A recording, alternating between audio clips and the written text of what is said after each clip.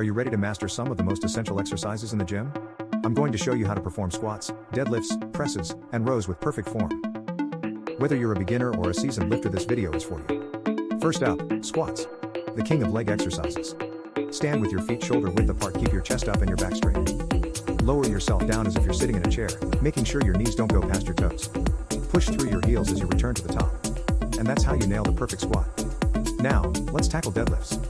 Stand with your feet hip width apart, bend at your hips and grab the barbell with an overhand grip. Keep your back straight and push through your heels to lift the weight.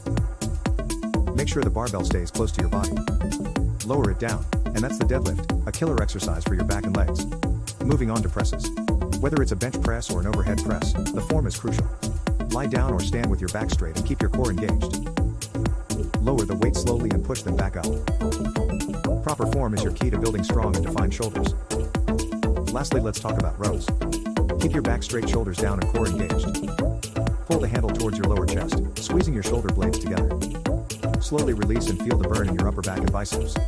Rows are fantastic for building a powerful upper body. And there you have it, folks. Squats, deadlifts, presses, and rows with proper form.